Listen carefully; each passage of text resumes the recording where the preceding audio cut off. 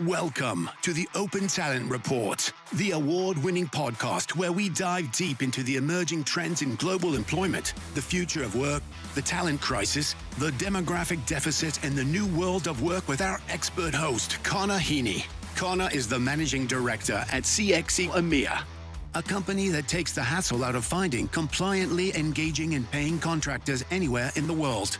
In this podcast, Connor brings you captivating conversations with top CEOs, visionary founders, and industry experts. Together, they shed light on all things open talent and the evolving nature of work itself.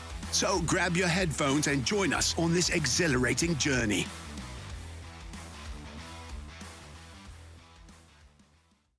Hello and welcome to this week's show where I'm delighted to be joined by David Swanz, who is AI, business transformation, and go-to-market leader for IBM. David's a partner there. I've known David a long time. I'm pleased to say that. David is one of the smartest, loudest, and most interesting voices in this sector. He comes from a background of human capital. He's been really traveling around the USA and around the world, showcasing the benefits of AI to the large enterprise sector. And I suppose, David, firstly, a warm welcome to you. It's always good to see you. I'm really pleased to say that we're friends over the years, and I always enjoy your company. And I think, David, you're a two-time guest of the podcast, so thanks for coming back, man. I really appreciate it. How are you doing? I'm doing great, and thank you for having me, and likewise. So it's been great knowing you over the years, and always having these types of conversations where we can learn and grow together. Yeah, and I love that, David. You know, full disclosure for regular listeners of the podcast and for anyone who interacts with me on LinkedIn, I've been, I think it's fair to say, relatively skeptical about some of the benefits of artificial intelligence and specifically AGI, and also some of the unknown unknowns, right? So because no one can tell the future, right? And a lot of what I've been speaking about has really been informed from reading books. You know, I started reading Nick Bostrom's Superintelligence, I think when he published it in 2014.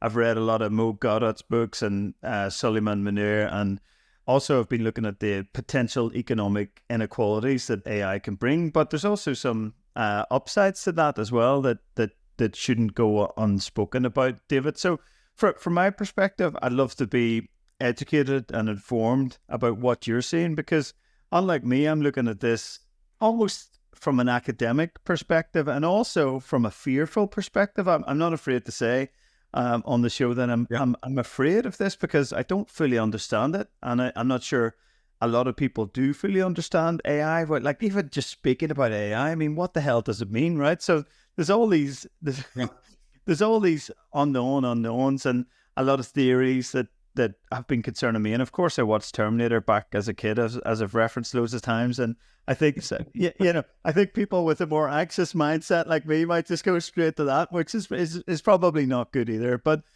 David, that's really where I'm coming from. And I think a lot of our audience that work in large enterprises, either on the so-called buy side or the sales or solution side, will be really interested to hear your take, David, because to my earlier point, you've got a front row seat, right? You're on the roller coaster. You're right at the bloody front of it. So I'd love to hear your thoughts on a number of topics today that we're going to cover in relation to AI. But before we do that, David, not everyone has had the pleasure of knowing you as long as I have, right? And not everyone knows your background and what you're doing. So just for the benefit of our audience, David, would you mind just sharing what you're doing today, how you got there, and also how you formed your interest in AI? And I hate to use the word leader, but I think it's accurate in this case, how you've become a leader in the world of AI. So over to you, my friend.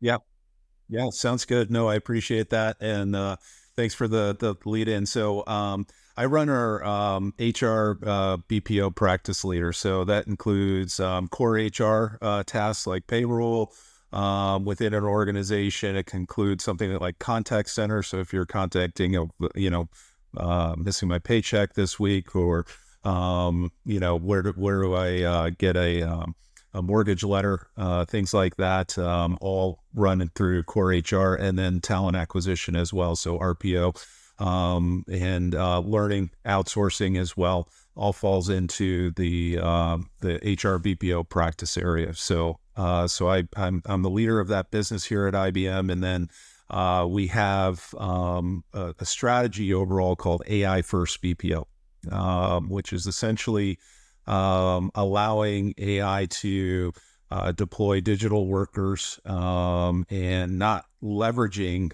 labor arbitrage as the first point in his strategy, making the best, most coherent use of investments that clients have today, finding points where AI can actually deliver the solution as well as humans can to be competitive, both in terms of providing a solution to the client, but so that the client can also change the experiences. Because what we see, or what we have found, is that organizations have placed a big emphasis on the customer experience and what we see, yet as employees, it has not kept pace within many organizations. So for example, I can order something on Amazon, have it arrive at my my doorstep, same day, next day type of service, pretty quickly and effectively. And then also, but from an employee perspective, things still take hours, days, months to complete.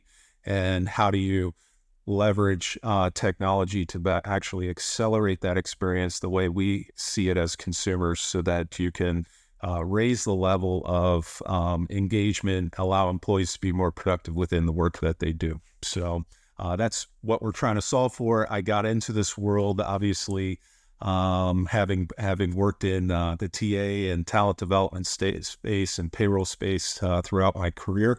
And, I've just evolved and had the great opportunity to come to IBM in 2020. And so I've been here for about 4 years now, and it's just been a huge education. It's working for IBM it's not just a job. It's like going to grad school, because you obviously, keeping with the skilling conversations, have to keep learning, getting certified on new things that are happening within technology in particular, because we are experts in the field, and we have to walk the walk as well as talk the talk as well. And so that's essentially what I've been doing. Wow, David, I just love your journey, and it's fascinating because in my mind, IBM is the home of AI, or artificial intelligence. If you look at the Watson supercomputer, and you think of, in your mind, of Big Blue, and of course, listen, IBM does and has done so many amazing things for large, small, medium-sized enterprises. A phenomenal company, and any business case or Harvard case study, IBM's always in them. And I love that book by one of the CEOs, who was the IBM CEO. I think it's called Elephants Can't Dance or something like that. But bloody brilliant book. Lou Gerstner. Lou Gerstner, exactly, David. Great memory. But David, I've been coming. So like in my day job, as you know, I run CXC, right? So we're all about workers, right? Our companies find workers, and we essentially engage and pay those workers, and thousands of them all around the world, right? So, and I suppose by implication, we are pro-worker, right? We want there to be jobs, and we want there to be jobs growth, right? So that's sort of baseline number one. But then I run a business, right? And I know running a business means that I've got a lot of cost in my business. And, if you look just hardly at cost, your biggest cost and investment and opportunity is people, right? So, I'm looking at my P&L. I'm going, God, we've got so many people that work with us and for us. They do a brilliant job.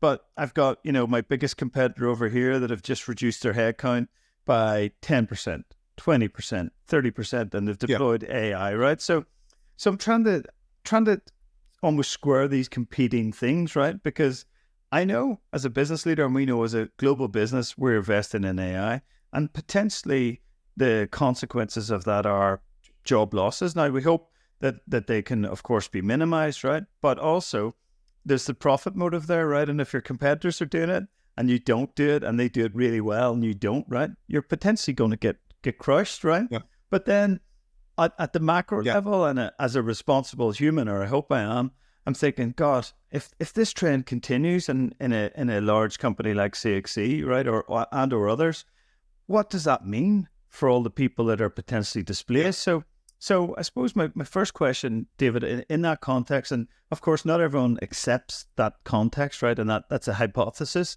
But do you see artificial intelligence impacting jobs, and specifically impacting jobs in a negative fashion, whereby essentially jobs are displaced and not replaced?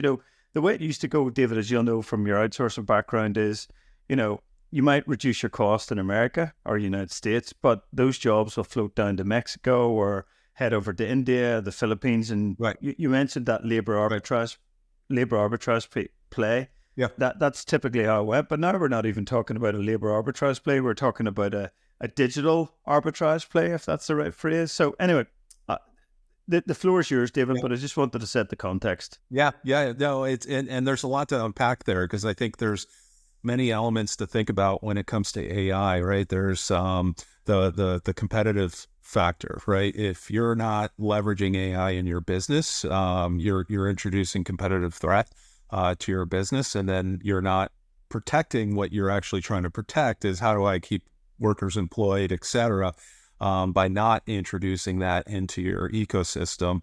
So there's a competitive threat in there where by opening AI and the types of AI that organizations are leveraging allows them to be more competitive, and especially against those that are slow to adopt or not adopt at all type of methodology, could be left behind. And that's something that's very real when we go around and talk to many organizations around where they're thinking about AI and deploying AI.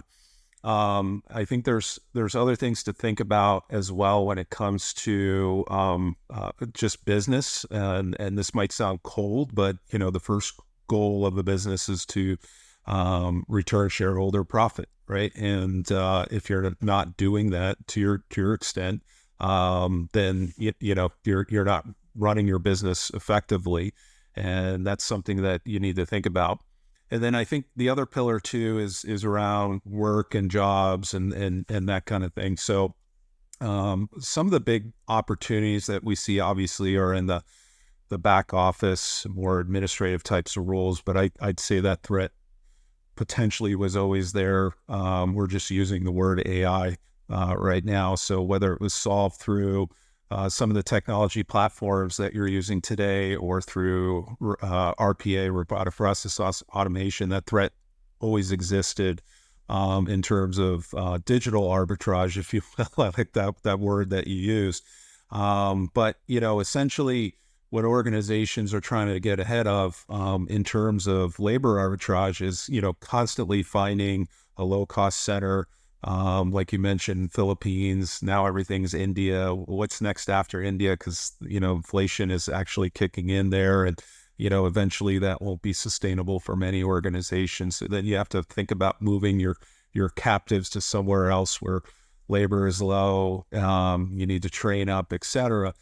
So it's really forcing organizations to say, in order to minimize the impact, I want to be able to introduce, more automation, more digital workers, more AI, so that, my captive center in India that has, anywhere from 100 to 5,000 people, I don't need to move all of that where it needs to go, or I get to keep it there because I don't need as many people to actually manage that or deal with the complexity as prices increase or costs increase within my business. So those are obviously all things that many organizations are contemplating and thinking about. But I also think it's something that makes common sense, because there's a couple aspects that are tied into the world of talent acquisition. For example, if you look at software engineers, and there's always been a talent shortage there. In particular, it's always one of those hard to fill roles. And some of the things that we've done at IBM is actually leveraging AI for coding and decreasing the amount of time and people that's needed for coding. And it's an absolute accelerator for any organization that leverages that, because then they can introduce new products and things like that. So it's being used in that context for where there's severe talent shortages, right? Rather than taking jobs away to deploy those models so those businesses can stay competitive and turn a profit that way as well. And they don't have to spin their wheels constantly, find and manage the talent that they need. They can focus on the talent that they have and make them a lot more productive. And then I'd say the final piece is almost exactly that. As a worker in the working world these days, I find that our roles have gotten more and more busy. Things are consuming our time, demanding our time, and leveraging AI within my day-to-day or my very own business. We probably all complain that we'd love to have an avatar, etc. Well, this is what we believe at IBM is introducing a chief digital assistant for everyone to leverage to be more productive would be absolutely amazing, and a competitive advantage. It allows us to be more responsive to customers, get things done internally a lot faster, quicker, spend less administrative time ourselves of hunting and pecking and finding and things like that, and just turning out information to customers and being able to talk to them and solve their problems. That's how we're leveraging it internally. Wow. I love that idea of a chief digital assistant, right, for everyone. I mean, imagine the time savings. I was, as you were speaking there, David, I was listening intently, but my mind wandered back to when I was a student at law school, right? And I had my law job, but I always needed cash, right? I liked making money, right? Back then, and I knew it was going to take me a while once I graduated to work your way up the ladder. But that aside, so I was working as a loan officer, right, part time in a bank who shouldn't go on name, but put it this way: they're a top 10 global bank, and they were huge in the UK, right? Absolutely huge, biggest mortgage lender at the time. And I remember working in the mortgage department, right, and processing mortgage offers and loans, right? So if you think about the traditional conveyor belt in a factory, this is what it was like. Instead of making boxes, you were basically taking one piece of paper, stamping the paper, right? Obviously you look at it first, giving it to someone else. They would then look at the paper, stamp it again, photocopy it, put it in a folder. The folder would be posted to somewhere else internally. That would go to the mailroom, be packaged up with all this marketing material to say, hey, you've got your mortgage, these are the next steps, right? So I can well imagine in any high processing environment where there's a lot of repetitive processing tasks, AI could just come in and just absorb that, right? And just smash it, right? So what might have taken 8 hours could take 8 minutes, right? And it could be much more effectively and efficiently checked, right? For errors and be verified and whatnot, right? So I completely get that, and I can even the software example that you give makes so much sense, right? Why should we be allow ourselves to be beholden by a relatively small amount of developers, right? If you want something changed, right? Okay, I got to pay $100,000 to get this changed. Okay, but it's only one line of code, right? So I get all that, and listen, I appreciate, David, you're not a policymaker, and I'm not either, right? But the thought must have occurred to you that even as we become more efficient and effective, that will have job losses, right? So in that use case I just described in large mortgage bank B, top 10 bank globally, those people are probably gone now. And my guess is that some stayed and some went. But for those that go, how do we ensure as a society on a global basis or a local basis that we're upskilling them and reskilling them for the new world, right? And the new world of jobs, because I'm not quite sure what that looks like. And I don't think the policymakers are either, David. And that's in short my basic concern, right? How do we prepare people that are going to be displaced by progress, right? And I'm not against progress, dude. If you could see my home office here, I've got bloody tech equipment coming out of the wazoo, right? I'm not a Luddite by any means, right? I live on my iPhone, right? And I love anything new, anything shiny. But I suppose it's that basic concern. What happens to those people that are displaced? And listen, you and I could be one of them, right? So you might be solutioning and selling AI today, but in 5 years, the AI might be selling itself and solutioning it, right? And, there might not be a need for contingent workforce payroll providers when there's no workers, right? So I get all that. But It's going to probably take longer to replace our jobs, right, than it is to replace the processing job, right, or the job that's been labor arbitraged out to a lower cost country, right? And by the way, we have internal labor arbitrage. And again, I'm not knocking anything. I'm just merely asking the question: what happens next, and what can we do about it? Yeah, there's also several concepts to unpack there, and I guess to answer one of your aspects, and many organizations that I've been talking to, the way they've been thinking about it is in terms of how do they take a look at a subset of groups that are impacted and not necessarily letting them go. That could be a consequence. Don't get me wrong. But they're also thinking about it of, where are the needs within the organization and how do I upskill and reskill them with there. So this is where the skilling conversation marries up with the concepts around AI and where are those areas of impact and how do we manage those people. So many organizations are developing a strategy around that of how can I repurpose people rather than, just terminate them essentially. Then there's also a strategy around, if somebody leaves, do I, replace them until the automation or AI or technology or whatever is ready to go? That actually might not be the right actual decision. So there needs to be understanding of what is the strategy and what do they want to do in terms of being thoughtful of replacing because of turnover, et cetera. And that is a responsibility of an organization to actually think about that in their overall. They don't have to, but they should, because it's ultimately their brand that could potentially be impacted, right? So these are just different variables that need to be taken into consideration, and many people operations do think about that. There's many customers that want to understand that, and where do they put the people where the work is needed. And then also, I think there's a question around meaningful work, right? When we talk about replacing administrative roles or roles that have high turnover. Well, they have high turnover probably for a reason too. In some of these cases, it might not necessarily be because they're a bad boss. It actually just might be because it's not really meaningful work. And so that's ultimately too where AI can actually solve a problem.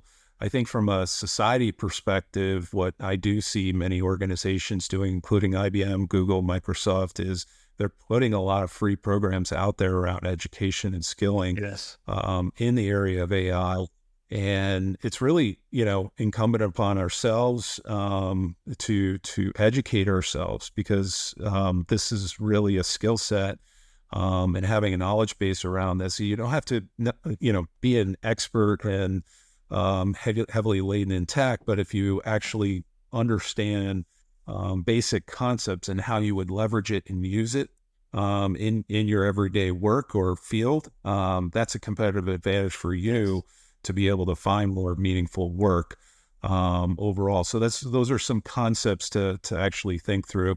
There is a regulatory responsibility as well that does come into this, and IBM's been on the forefront of that, of working with various governments, or including the U.S. government and the White House, around putting a lot of standards and safeguards into place so that it's fair, not biased, it's secure, etc. Because those are also equally very important topics when it comes to be able to leverage these models within our society and organizations as a whole. Yeah, David, that's a very thoughtful approach and solution and thoughts that I've come to expect from you, and I really appreciate you taking the time to set out that as well, and thinking so deeply about it. And if, to your point, if they're not doing it, they should, right? As an organization, they need to look at that. And it's interesting to see what some of the larger enterprises are doing to help people that could potentially be displaced by artificial intelligence. And you're right, it's about meaningful work as well, right? I think most humans like to work on a general basis, right? And they like to feel that they're contributing to society. But I think it's a fair point, around the turnover piece. If you're doing a job that people seem to hate everywhere, right, then there's probably a good reason to get a machine to do that. But David, you mentioned you mentioned the regulation piece, and I know there's some really interesting legislation coming out in the USA, and also the European Union has the Artificial Intelligence Act stroke directive, which will be coming into local force. But on the ethics piece, I remember on one of the shows before, I think I made a general comment and I was absolutely schooled. So I can't remember the lady I was speaking to, but I was like, well, is AI going to be biased because, a lot of the coding's been done by, white blokes in Silicon Valley that get paid lots of money. And she was like, well, I just want to correct you on that, right? It's not just white blokes. There's a lot of people in India and Ukraine and other places that are just white that do the work. So your question might have been a bit unfair. But on that ethics and bias piece, David, do you think machines can be trusted in terms of making critical decisions, right? And like it's sort of interesting. This topic interests me because for many years, most large commercial airplanes are essentially flown by some form of computer, right? With humans there to oversee it, right? But a lot of the decisions around takeoff, landing are pre-programmed, right? And when the aircraft's at cruise, they're programmed to cruise, and essentially the pilots, as best as I understand it, is there to supervise. And if something goes wrong with the computer, then they can either reprogram it or maybe take over. But in your view, can machines be trusted as to become much more powerful? Because as I understand it, some artificial intelligence applications are becoming exponentially more powerful on a daily basis, right? So that's quite a significant amount of computing power that those applications will have. So what's your read on the ethical point and more importantly, the decision-making point? Can machines be trusted with this at this time, David? So, I love your questions because there's so much to unpack there. And not to unnecessarily make this an advertisement for IBM as much as just talk about AI in general. But that's actually what we sort of believe is that there's a safe and methodical way to go about this. And we have 3 different products essentially that are almost bundled together that solve exactly what you're looking for, right? It's Watson Data, Watson Governance, and Watson Discovery, where, essentially what you're able to do with that within a platform is really understand the different models that are out there. So it's not just an IBM, large language model. You can pull in Llama, you can pull in some of these other language models, because we don't believe that there's a one-size-fits-all language model. There's actually very specific uses for language models, depending on what the task actually might be, where the client can benefit from it. So what they can do with these types of platforms is test these out and understand what's happening, monitor different aspects of what's happening in their environment and see if there's drift or hallucinations. And this is really where, in the case of what you're describing, where the pilot and technology and the interplay of human and technology interaction comes into play, is it's not unnecessarily just being deployed and wish everyone luck and hope it does its job, as much as, there's a central monitorization of this happening to make sure that you're getting the outcomes that you want, and then that there's not unnecessarily bias or things happening within your environment that sort of takes it in a direction that's not good for your organization. You have the ability to control that. Got it. That's clear, David. Thanks for that. No, David, it's really good to understand. IBM are the market leader. They're bloody giant. So I think it's great to hear what you guys are doing, because a lot of our listeners may or may not be aware of that. And my guess is that they may not be. So it's good to understand that in terms of the art of the possible. And I will actually, not to cut you off before you get to the next. So there's a couple of things too for your listeners too to think about or hear about too. Of, in my view, is that there's essentially a battle happening within the world of AI, right? It's the battle of open and closed source.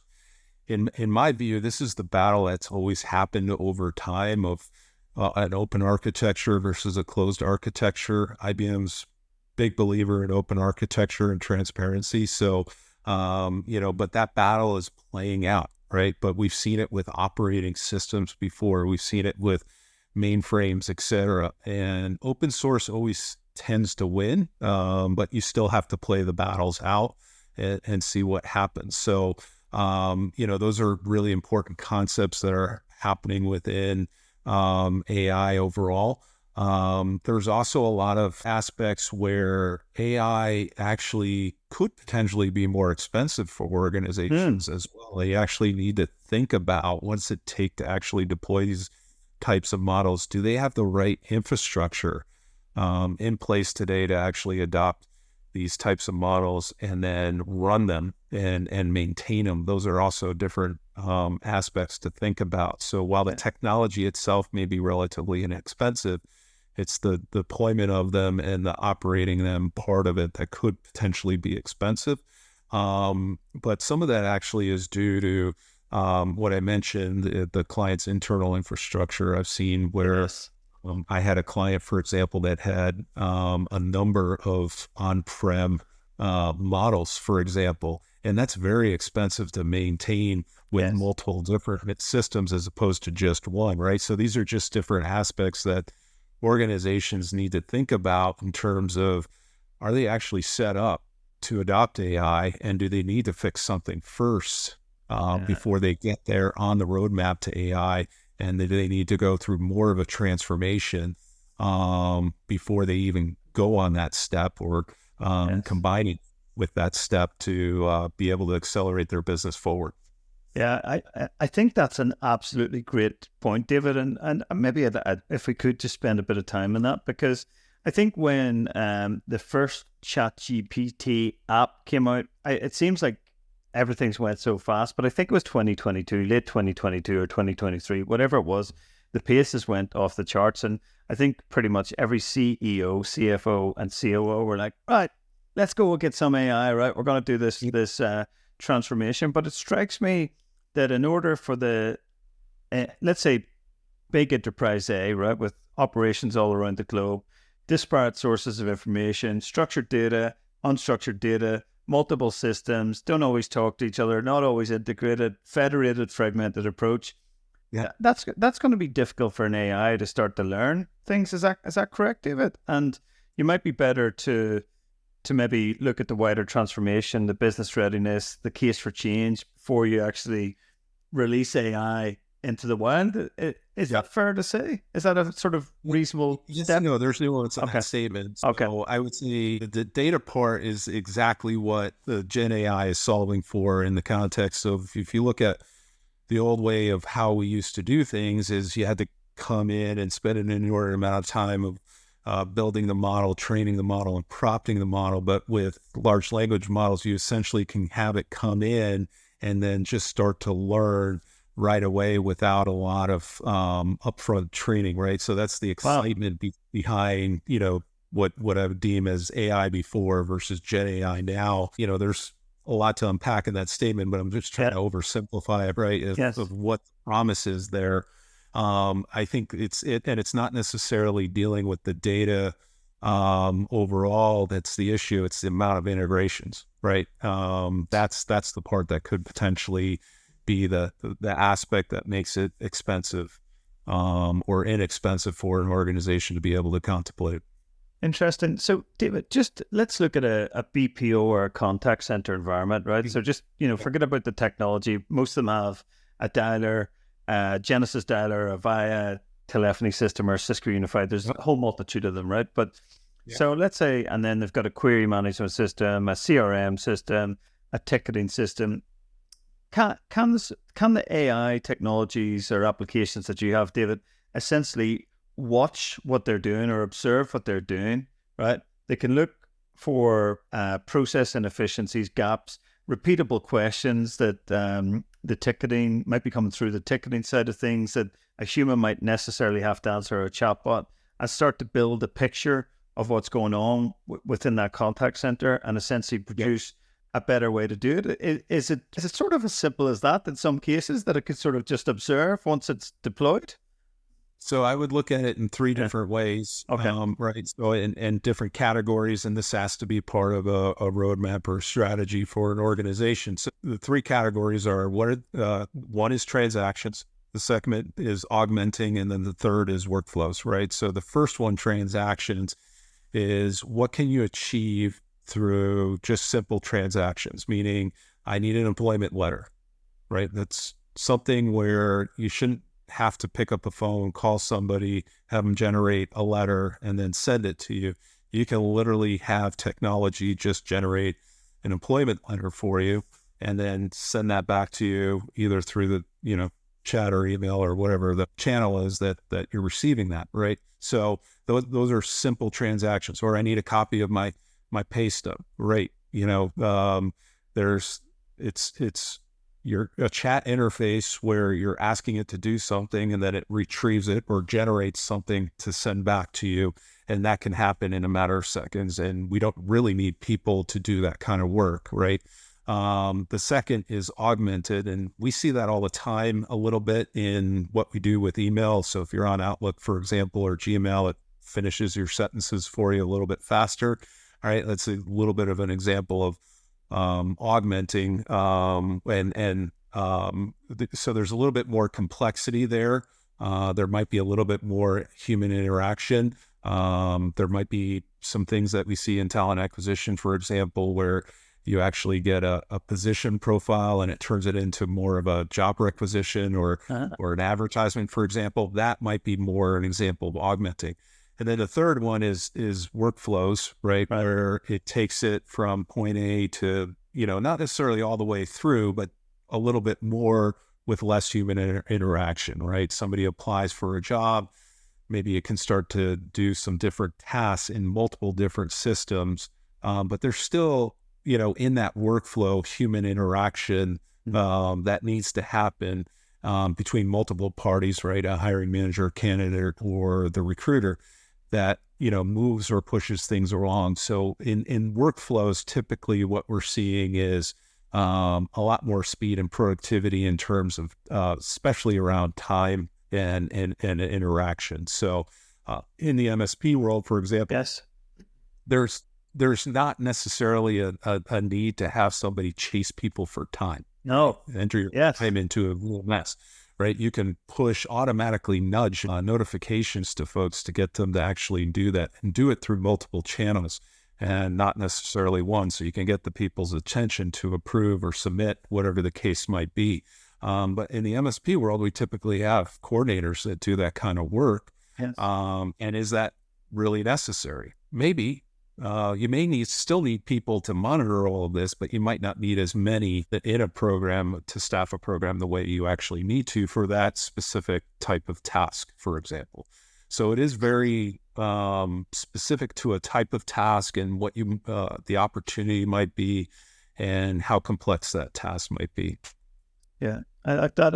And David, do you think there's any limitations to artificial intelligence at this point in time? I think there are, in terms of, you have the usual adoption curves and things like that. It's very interesting because, to many clients, we do talk about the IBM story and what we've done to ourselves before we do it to other clients. And, people are very amazed that we have the efficiency, the productivity, the engagement, the high NPS scores that we actually do.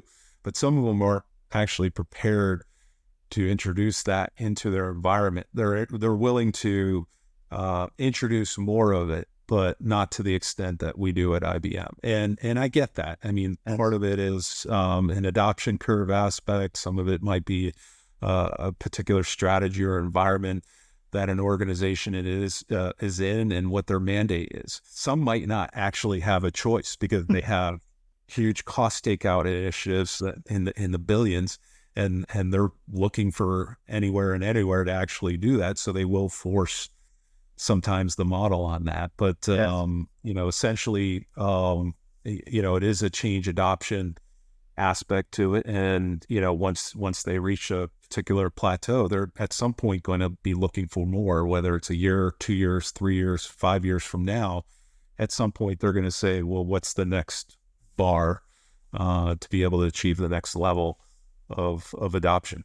Yeah, I like that thought process. And like, yeah, one of the books I read recently talks about the AI illusion, David, and essentially what they mean by that, if I'm paraphrasing it correctly, is that AI will lead to a world of ubiquity. Even if there's no jobs, there'll be lots of things to do, right? But I actually think about turning that on its head, right? That there might be an AI illusion, and we might be overconfident at this point about what AI can actually do. And if I can give you an example of that, right? So I think I've got the most up-to-date open model of ChatGPT, right? Or whatever the latest app is, right? So I'd asked it to do a competitor analysis of maybe our top 10 competitors by size, scale, geography. I then wanted them to look at the revenues, the contractor numbers, but also the client base, and do an analysis of every press release in the last 5-year period, announcing client wins and all that. Mm-hmm. Now, I didn't talk to it, so my Northern Irish accent, would not apply, right? So I actually put it in as a sort of prompt, right? And what came back was, I can't fulfill that request. So I thought that a basic competitor analysis that you might have a market research agency to do, the information exists out there somewhere, right? So I thought that would be relatively straightforward, and I was quite surprised that particular prompt and prompts like it did not work, right? So maybe we're putting a bit too much faith in terms of what AI can do at that micro level example. Now, I think a big bang transformation like you've described, David, I could see so many benefits from that for any organization, but I'm not sure that some of the tech is there yet, because of course that's what's out there on the internet. Really, that's the open models. Not the open models. The models like OpenAI, ChatGPT, David, they're essentially taking information that's publicly available, correct, and ingesting that information and looking for patterns in that information. So it's almost like, in my mind,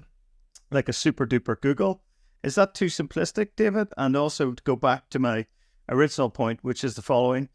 Are we suffering from an overconfidence that AI can actually do all the things that a lot of people are saying that it can do? So I think, like, I love this. So much to unpack here, right?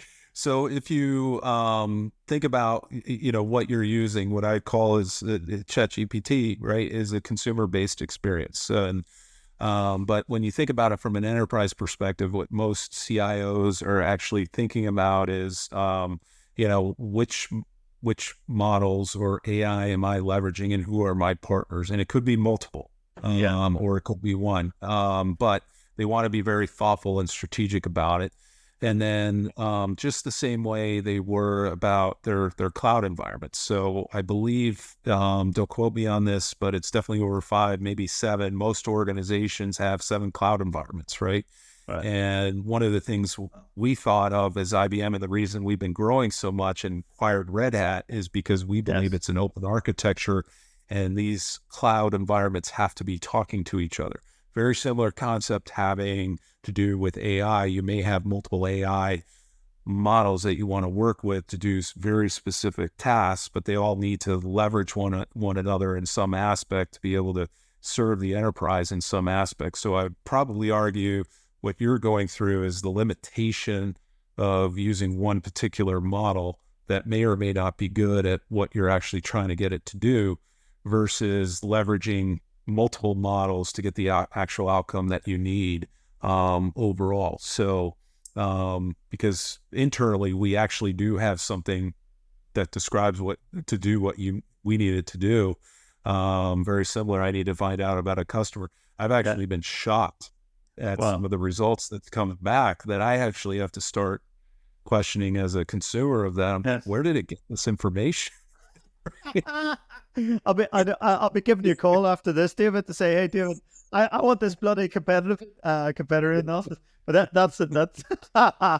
that's fascinating. So it could be the application as opposed to the prompt, and that application's ability to find out this information through multiple data sources. Okay. Yep. Got it. Yep. That's clear. Yep. I think that it speaks to many organizations. They're setting up governance boards around this. Some are even, chief AI officer, et cetera. to be able to start to manage all this complexity within organizations that's happening, because you're right. I mean, it's a mandate within most organizations of how are they going to leverage it, how are they going to, and very specific, how are they going to leverage it in each sub-process area. It's not just, hey, HR, go find some AI and check a box. It's, Yes. what are you doing in TA? What are you doing at payroll? What are you doing at content center? What do you, just very, very specific to get more productivity, more outcomes, and taking a look at that. And, so it's a very exciting and interesting space to be in, to be able to talk to organizations. It's a very solution-based type of opportunity. What's your problem? What are you trying to solve for? And how can I help? That really makes it exciting.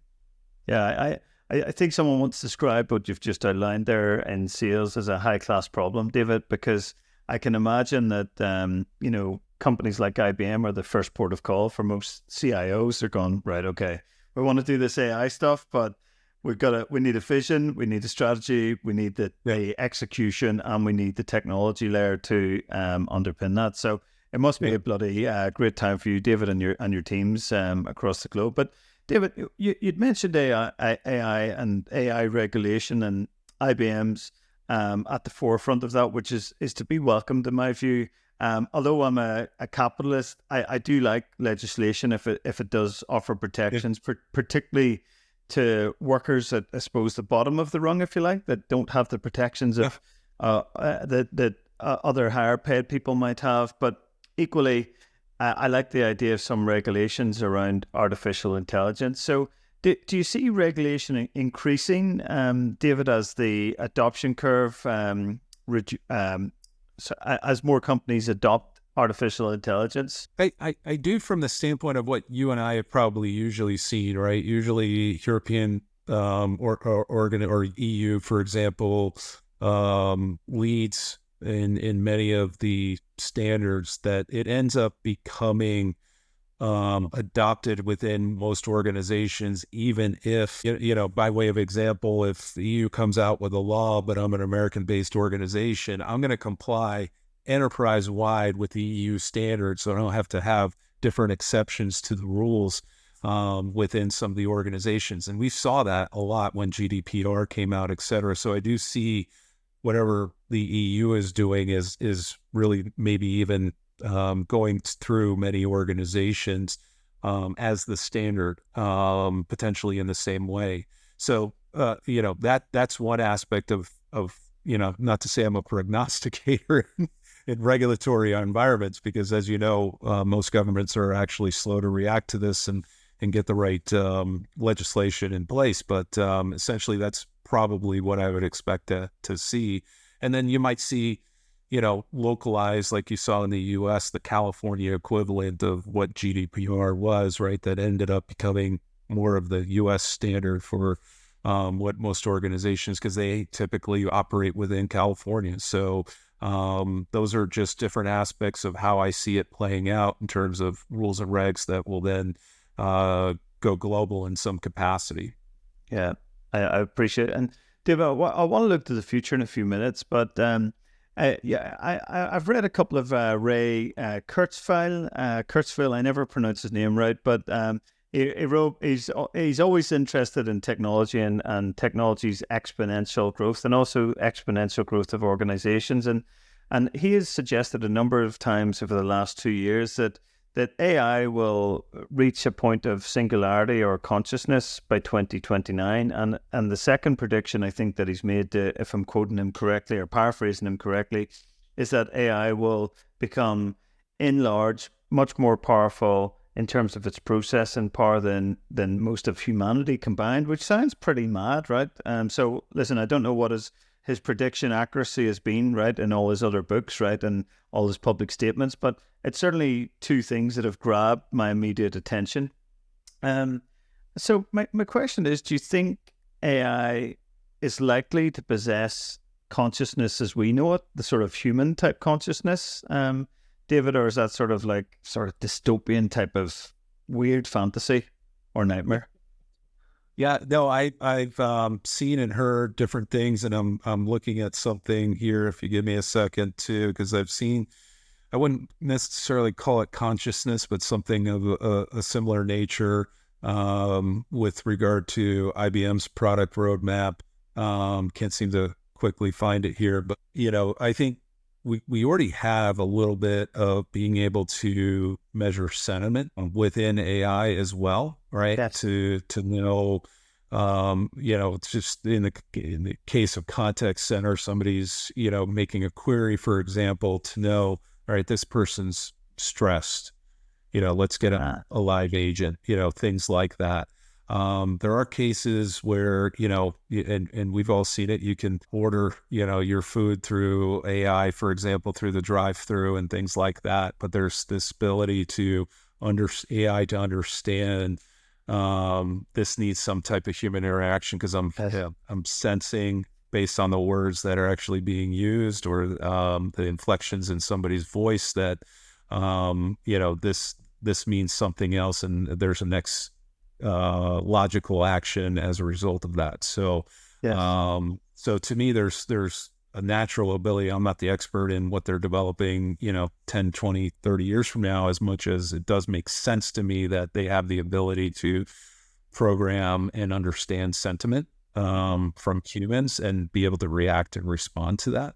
But I would say that's a programming aspect, the ability to consciousness. I don't know, but I've seen some similar aspects of roadmaps on different types of products regarding that. I do know we have customers, for example, that use, our AI in their customer service realm. And there's many times that customers, and we're talking, older customers that might be on Medicare, Medicaid, et cetera, never knew they were talking to an AI bot at all. The whole conversation. Seriously. That's how good it is. It is a good, it's amazing that it has the ability to actually do that. And also from a customer experience perspective, that they never even picked up on something like that. So, for me, what I'm interested in actually is not necessarily, I am interested in what happens in AI, don't get me wrong, but there's also this other element of, what's also not being talked about in this conversation is quantum computing and how much that's going to actually change, I believe, computing, human nature, everything, competition, et cetera. There's literally an arms race happening in quantum computing. And it's not just unnecessarily, Google versus IBM or, something like that. It's literally more of a nationalistic type of thing because they now believe that whoever, leverages this and harnesses it and comes, develops the one that's commercially viable for organizations to use will have a distinct competitive advantage within organizations. So there's an interesting, if you know the show 60 Minutes, there's an interesting thing on quantum computing interview that they do, and it features IBM and it features a couple of MIT professors, et cetera. Fascinating 60 Minutes segment to watch. Oh, I'll check that out. So David, quantum computing, is that where the sort of original Watson, this iteration of Watson, is that what quantum computing is about? Is it almost like what used to be called a supercomputer back in the 80s?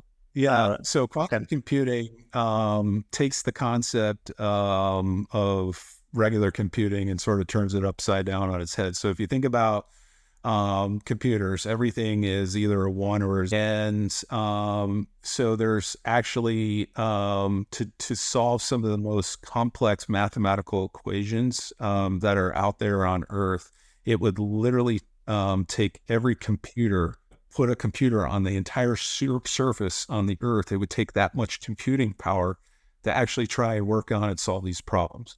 Jeez. So what quantum computing actually does, and again, I'm not an expert on this. Sure. Interested to learn about it. To share with you. Yeah, please. So what quantum computing does is it harnesses atoms, if you will, and it also allows things to be either a 1, a 0, or anything in between. So it has different actually implications, and it allows you to actually accelerate research and development, solve complex problems. When you actually look and hear about what is quantum computing, it actually is, to me, that bridge that allows you to believe that, wow, travel to Mars is really possible, especially if you have something like quantum computing that's going to figure out, how do I build different types of aircraft or engines and rocket boosters and things like that, and solve all these complex problems that are actually out there. And so the speed of change, research, development, new products or new medicines, things like that, I see in the next 10 years probably accelerating as a result of it. But this is also equally one of those ones, just like AI, that has consequences, right? One of the things, I just saw something one of my colleagues posted, right, is if I have the ability to have quantum computing, I also have the ability to break every single code that's out there pretty quickly, and I can get access to accounts and, all that kind of information, right? So because that's not a complex problem for a quantum computer to actually try and solve. So they're thinking about encryption standards and different things like that, to help keep environments safe and secure moving forward. So that's actually a really exciting field. Yes. That IBM has been investing in for decades, and is accelerating, is leading right now, and is very confident in its position. But also, you never know where China and some of these other areas that are investing in it, how much behind they are, or what they might be able to do to leapfrog where you are today. So those are just some very interesting aspects for you to read up on. Yeah. We have. I will. My mind's going at the rate of knots here, David. That's absolutely fascinating. Thank you for sharing that with our audience, David. And it wasn't something that's really come across my radar. So I'll definitely bring you back, and I'll definitely read up on that to discuss that more on one of our future shows. Yeah, no, I think the aspect here of what we're all dealing with, right, is the pace of change that we're dealing with versus previous industrial revolutions, right? Yes.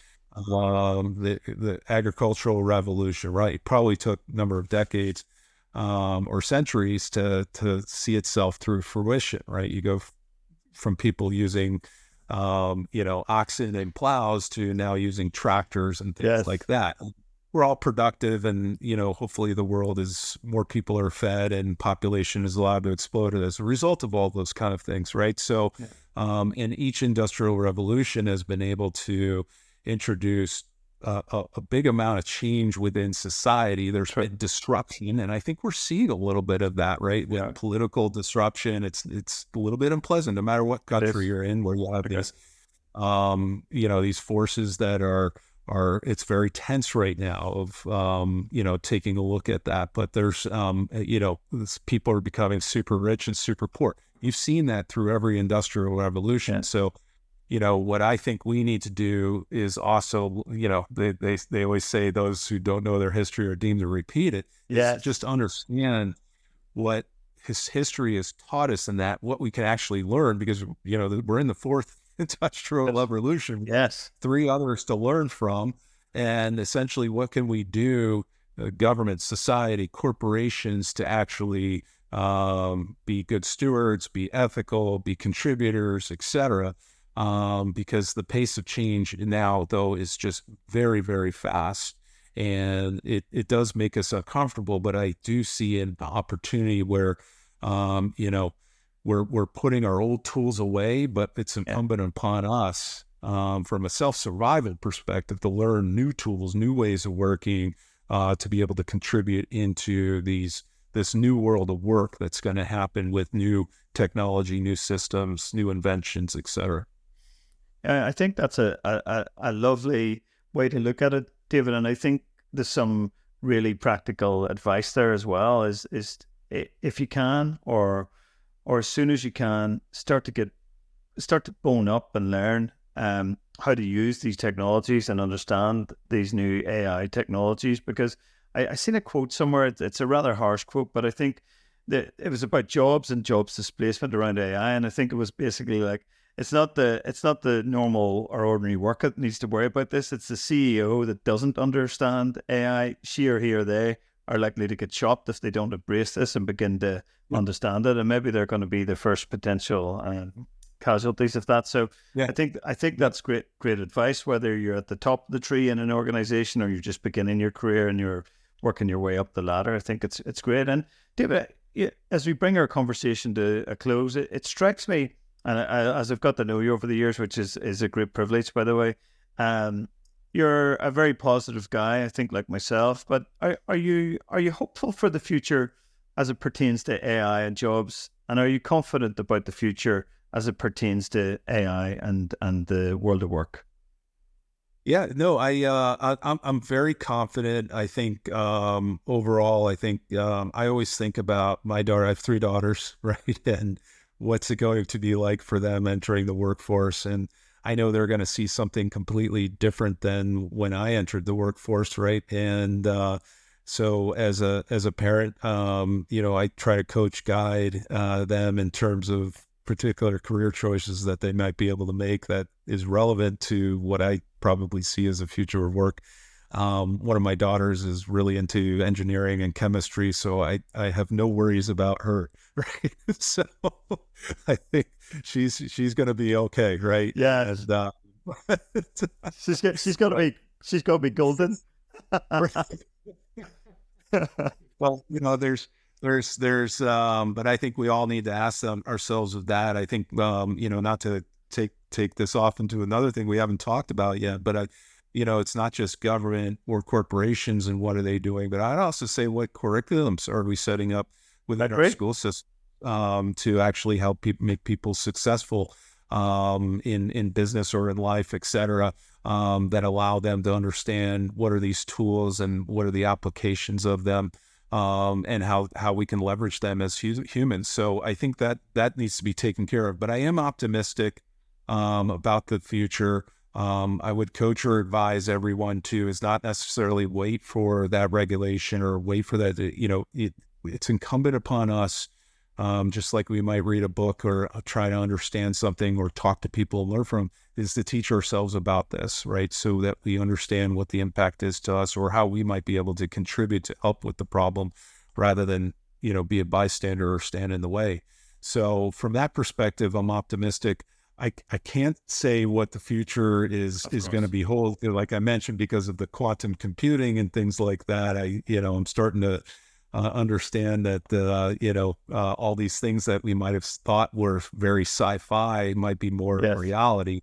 But maybe it's just faster in my imagination than it might be. And but I do think that my daughters will see different things than you and I have seen. I mean, I don't know your age, and I don't want to date myself. But, lo and behold, we didn't have iPhones when we first started or things like that. Definitely not. That's for us. So I got to believe, what is it? Like 2035, there's going to be something, right? That introduced that's going to change the way we work and operate and talk to each other and communicate. That I think is going to be transformative potentially, and I see that in my children's time. I might be too old to, adopt it at that point. I don't think so, David. Yeah, but very optimistic of where this is going, and I know it can be scary as well. But I've always been taught or trained to lean into what is unknown and not unnecessarily be a detractor. Like the more you know or learn about it, the more you can actually influence it and be a part of it rather than like I mentioned, as a bystander. Yeah, I think that's a lovely way to finish our conversation, David. And actually, I feel much more educated and informed on this subject, having spoken and of course listened to you. And I think some of my skepticism and fear has been lessened, right? And I'll definitely look into some of the things that we've discussed in more detail today, because I think that can help inform and influence my thinking on this particular topic. And I love the positive and optimistic way that we've finished our conversation, David. And I'd just like to say thanks so much for giving up your time. I know you're a very busy man, and it's so good to see you. And thanks very much for coming on the show. Yeah, thanks, David. And David, for our audience that are interested in transforming their business, understanding about how artificial intelligence can positively transform their business and how they're doing business, where's the best place to reach out to you, David, and start those conversations, those important conversations? You can find me on LinkedIn, SWANZ, and my contact information is there. But yeah, david.swanz@ibm.com is the easiest way, or connect with me on LinkedIn. We can start a conversation there. Wonderful. David, thanks so much for your time. There you have it, folks. Yeah. David Swanz, partner, AI, transformation, GTM, BPO at IBM. David, so good to see you. Thanks for your time, my friend. And I'll see you soon. All right. Thank you. Soon. Take care, man. Bye-bye. All right, bye. Thank you for listening to the Open Talent Report with Connor Heaney. If you found this podcast informative and engaging, make sure you subscribe, tell your friends, and follow us on all your favorite streaming platforms.